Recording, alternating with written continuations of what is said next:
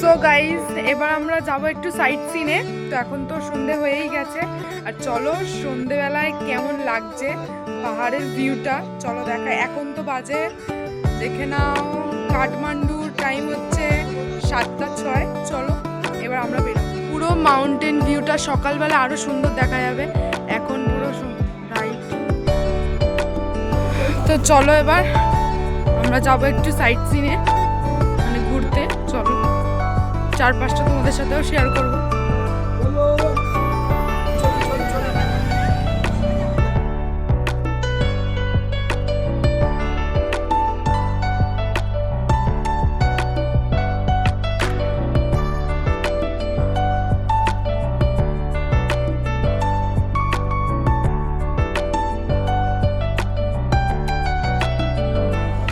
দাঁড়া, আগে তাকিয়ে তোরা টাকা এদিকটাই।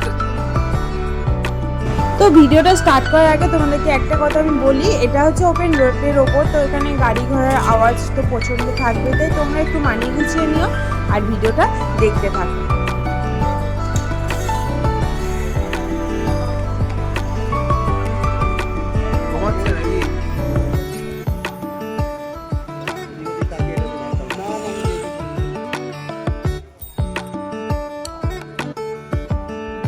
আমাদের নেপালের কুকুরগুলো দেখো, নেপালি ডগ, নেপালি ডগ। এটা কি এটা কি?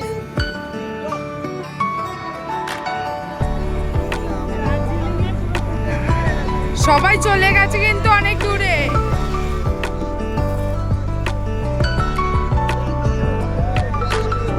ভদ্র কুকুর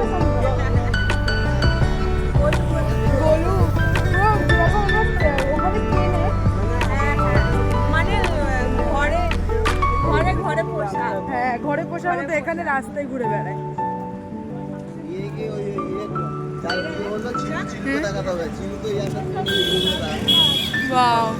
ওখানে পেন্টিংটাও খুব সুন্দর করছিল, দারুণ।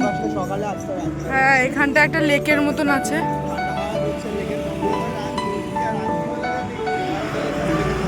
হ্যাঁ, লাইটগুলো জ্বলবে না, লাইটগুলো দেখতেই ভীষণ মজা লাগে। তো এখন আমরা নেপালের রাস্তায় হাঁটছি, নেপালের পোখরায় চলে এসেছি আমরা। তো এখন পোখরার রাস্তায় হাঁটছি। এখানে কিছু থাকুক না থাকুক, সব জায়গায় এই একটা দোকান, সব মানে এই দোকানগুলো প্রতিটা রাস্তায় কোণে কোণে রয়েছে।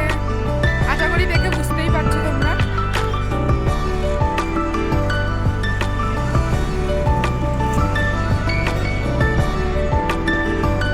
এই নেপালের একটা জিনিস খুব ভালো লাগলো, রাস্তাঘাট ভীষণই পরিষ্কার পরিচ্ছন্ন, দারুণ অ্যাম্বিয়েন্সটা দারুণ। পিছনে সবাই আসছে।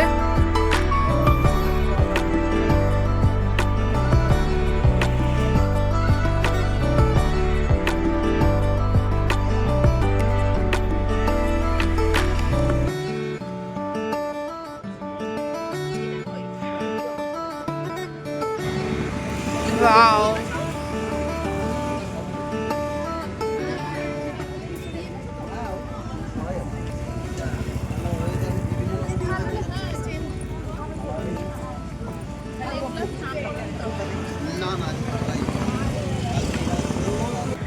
এখানটায় চারিদিকটায় মার্কেট, মানে এক সাইড দিয়ে পুরো মার্কেট।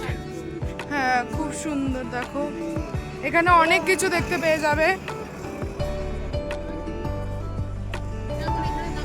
পুরো শেষ মাথা অবধি মার্কেট রয়েছে, নানা রকমের জিনিসপত্র। দেখো কতটা সুন্দর।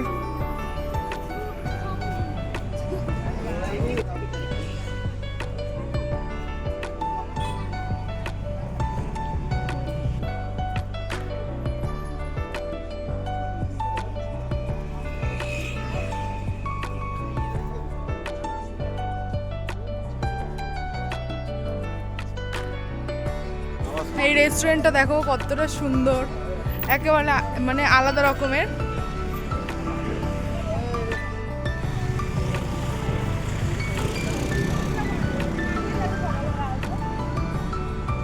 বলতে গেলে পুরোপুরি মার্কেট রয়েছে, পুরো সাইডটা জুড়ে মার্কেট। আর এই দিকটা হচ্ছে গৌরীঘাট পার্ক।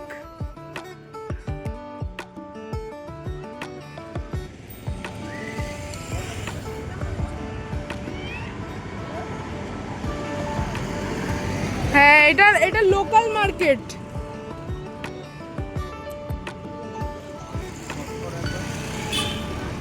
এই পোখরা এসে একটু একটু ঠান্ডা লাগতে শুরু করেছে। আগে আমরা ছিলাম হচ্ছে চেতওয়ান, নেপালের চেতওয়ানে, আর এখন আমরা এসেছি মানে পোখরায়। এই পোখরায় মানে চেতওয়ানের থেকে অনেকটা একটু ঠান্ডা রাতের দিকে, আর দিনের বেলা একটু মানে গরমই বলাই যায়।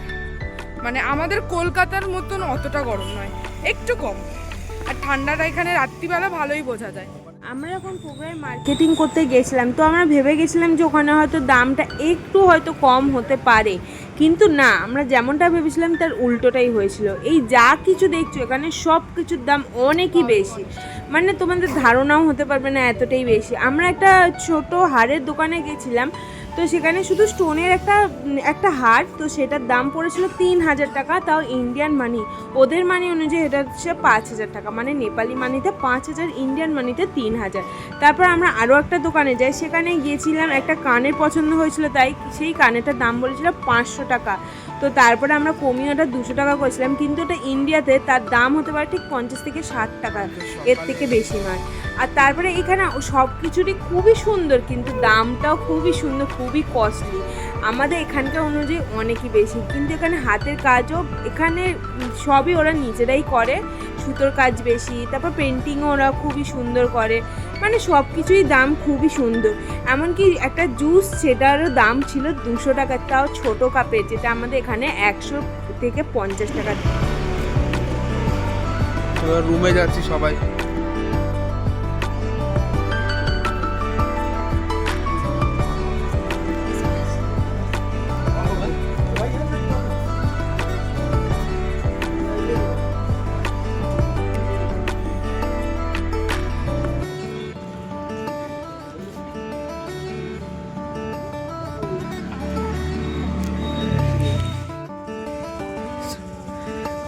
মনীষা, রাস্তায় দৌড়ে দৌড়ে একবার উপরে উঠে যাও।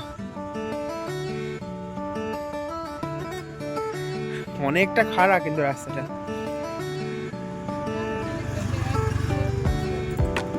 কালকে আসবো সকালে।